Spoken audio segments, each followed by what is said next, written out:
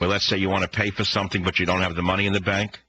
So let's say today is July 1, you write July 10th on it. I believe these discussions occurred and they put July 1st on it, or whatever, June 30th on it, but they actually discussed it last year in order to try to bring in the fairness doctrine in advance, going after Michael Savage first with a little help from his friends. Savage. The Savage Nation. Takes the news and tears it apart and puts it back together in a way that I can understand it. Talk 910 KNEW. All right, so I open the show. I spend an hour talking about Goldman Sachs and the manipulation of our currency and our government and our financial system. And now it's like a shock. Article comes out of Newsmax today saying that the British government says we didn't consult the United States on Michael Savage exclusion. So we just emailed Chris Ruddy of Newsmax and asked him, how did this happen? And he said, well, his writer went to Nigel Evans, a leading conservative member of Parliament in Britain, and he addressed the question to the Secretary of State for the Home Department, asking the following: what discussions his department has had with the U.S. administration on the creation of the list of foreign nationals barred from entry to the U.K., with particular reference to the inclusion of Michael Savage on that list. Then the Socialist Labor Party answers, the Home Office did not consult with the U.S. administration about the creation of the list of foreign nationals who are excluded from the U.K. on unacceptable behavior grounds. Now, this is interesting. Again, they're using the word behavior. Yeah, I could see a guy who smashed in a 4-year-old child's head. I could see Russian skinheads who killed 11 people. I could see Kim Jong-il on the list. I could see Reverend Wright on the list. I could see a lot of Americans on the list who aren't on the list. But I'm only a talk show host. That's not behavior, is it? Is speech behavior now? So now speech is behavior?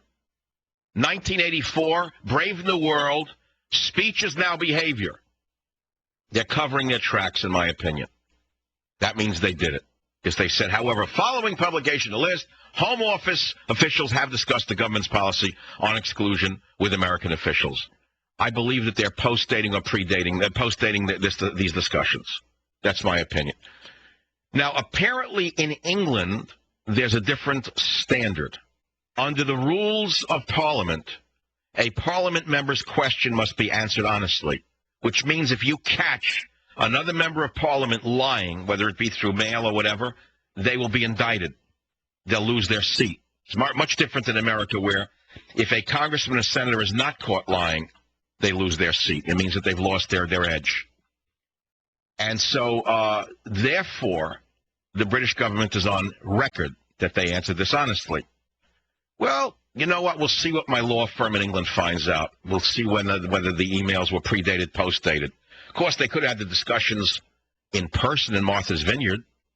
It seems that libs all go to Martha's Vineyard at the same time, whether they be fake First Amendment lawyers who represent Lenny Bruce and give documentaries about the First Amendment and freedom of speech when it comes to pornographers and things of that nature.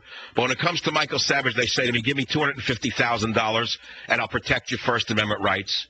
And it won't even be done through the courts. It'll be done through diplomacy, but I can't guarantee anything. That you don't see in the documentaries from the First Amendment lawyers, all liberals. First Amendment lawyers that went to Venezuela with Jimmy Carter to certify Hugo Chavez.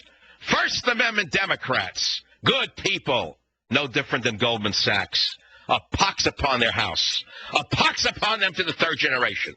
Unto all of them. What they've done to this country, these liars. They would represent they would represent the Nazi Party, but they wouldn't represent Michael Savage unless he put down $250,000 on the table. And then they said, we won't even guarantee anything. And then they do a documentary about their highfalutin lying sons of guns, all of them. All liberals, all from New York, all Goldman Sachs types. They made their living representing pornographers and other evil people in the country. And they had the nerve to say to me, oh, yeah, we can get your name off the list, but we're going to have to talk to people. It's going to cost money. $250,000, and we can't guarantee anything. But let's say if you were a drug dealer or a pornographer, we might do it for free just for the principle of it, because that we believe in. And by the way, we're doing a movie that's coming out on the First Amendment where we make ourselves look like Snow White. Oh, yeah, one of our family members is going to do a movie on us about how good we are.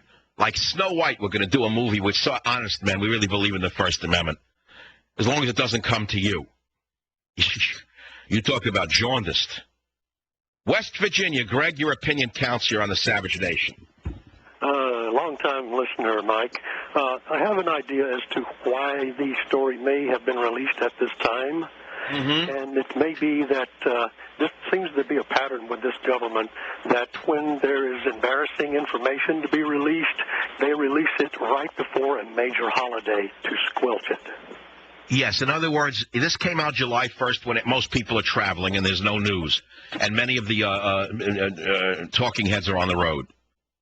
I thought it may have been a little bit early for this to be, but there's so much other news out there. I think that they felt it would be safe. Well, that's right. Michael Jackson's bigger news. The OxyClean, the man who sells toilet bowl cleaner, they could always run that one again. There's Farrah Fawcett's corpse they could pick at. Yeah, freedom of speech. Yeah, but you got to remember, Greg, here's the thing. I got 10 million listeners. They know what's going on. They're not going to forget this when they come to vote again. They all vote. I have 10 million listeners. I can't say they all like me, but I have 8 to 10 million listeners. They all vote, by the way. Here's an opportunity for them to decide which side of the tracks they're really on. Do they believe in truth and freedom, or do they believe in lies and tyranny? That's all. Thank you for the call. San Diego, Mark, welcome to the Savage Nation. Topic, please. Hi, Dr. Savage. I got two things to say real quick. Hello? Okay, say it, please. Okay. Number one, the reason why I got busted out with that story in the UK is simply because your attorneys in the UK are starting to turn over graves. And now it's Mark, I can't hear you. It's a bad connection. I'm very sorry. I'm sure that...